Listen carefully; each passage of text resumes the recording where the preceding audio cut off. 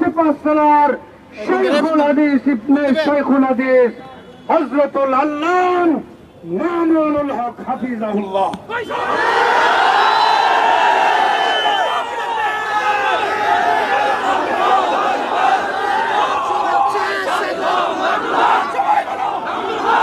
আসসালামু আলাইকুম ওয়া রাহমাতুল্লাহ। আলহামদুলিল্লাহি ওয়া কাফা ওয়া সালামুন আলা ইবাদিহিল্লাযীনা ইসতাফা। আম্মা বা'দ। আউযু বিল্লাহি মিনাশ শাইতানির রাজীম। বিসমিল্লাহির রাহমানির রাহিম।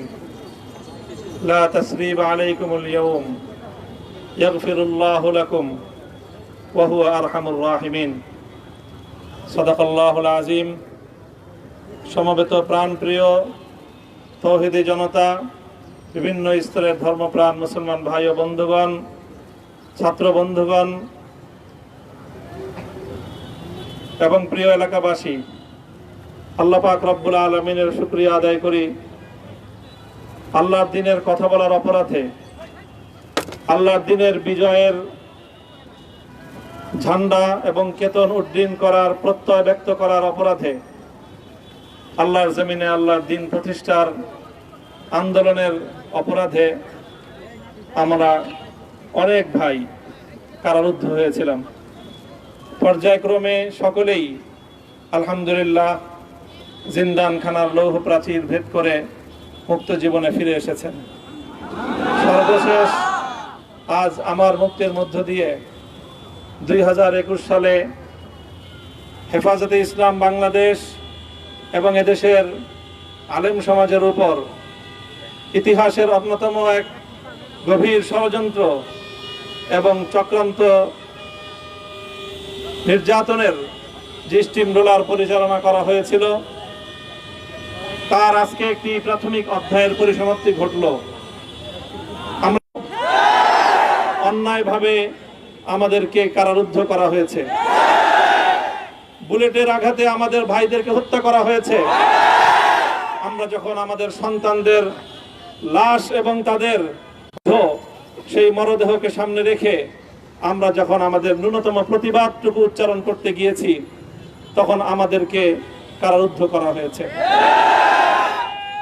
আমাদেরকে নানাভাবে নিষ্পেষণ করা হয়েছে, আমাদেরকে জনগণ থেকে বিচ্ছিন্ন করার সব ধরনের অপচেষ্টা চালানো হয়েছে। আমি আজ এই মুহূর্তে আমার এই মুক্তি উপলক্ষে আমি বলতে চাই, আমাদের উপর জুলুম করা হয়েছে, এটাকে আমরা সহ্য করে নিলাম। আমাদের ভাইদেরকে হত্যা করা হয়েছে, সেটাও সহ্য করে নিলাম। আমরা আমার সন্তানের লাশ কাঁধে তুলে নিয়েছি, সেটাকেও আমি হাসি মুখে বরণ করে নিলাম।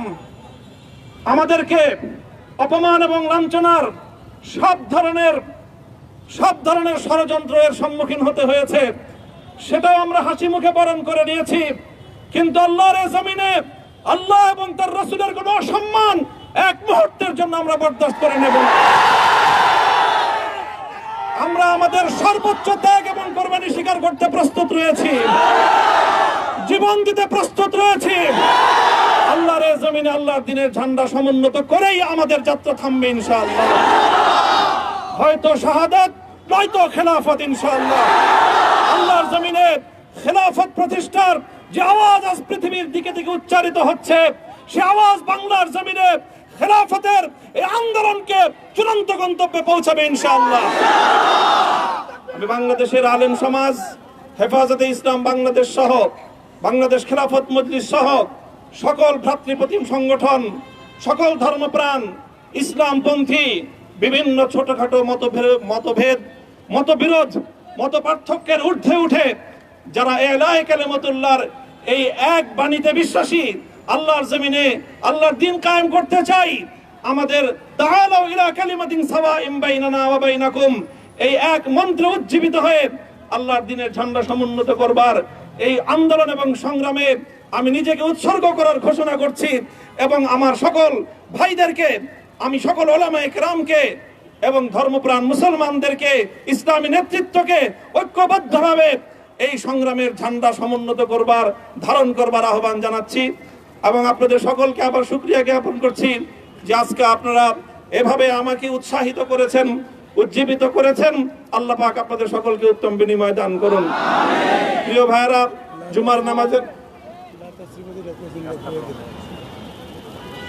জুমার নামাজের একেবারে ঠিক আগ মুহূর্ত।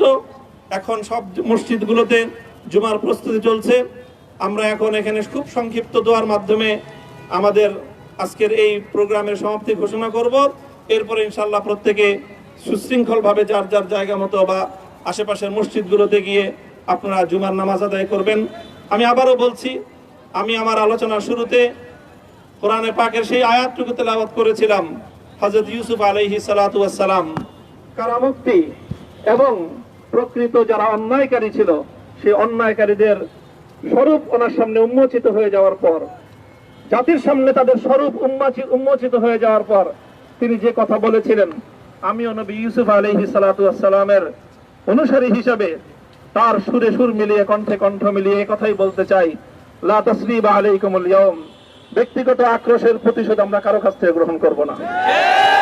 সকলকে আহ্বান জানাই, মাদ্রাসা, স্কুল, কলেজ, ভার্সিটি কোন শিক্ষা ব্যবস্থার ছাত্রদের মধ্যে বিভেদ করার নীতিতে মামুনুল হক বিশ্বাস করে না।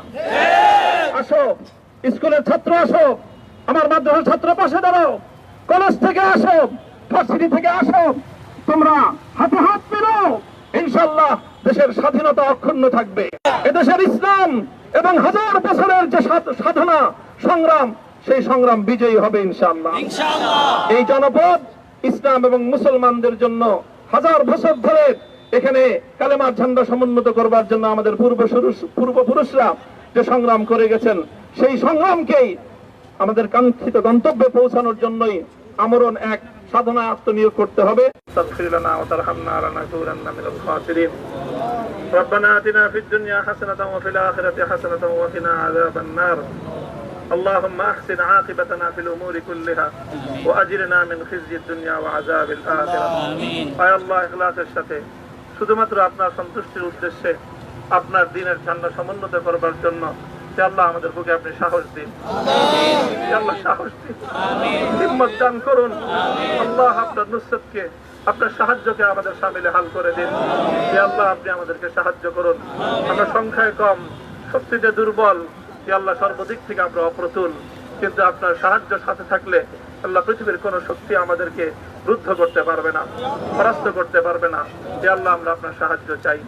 হে আল্লাহ জালিমের জিন্দান খানাগুলোতে সারা বিশ্ব জুড়ে অসংখ্য মুজাহিদিন, অসংখ্য মুসলিম সংগ্রামী তারা দিনের পর দিন, মাসের পর মাস, বছরের পর বছর মানবেতর মজলুমিয়াতের জীবন যাপন করছে।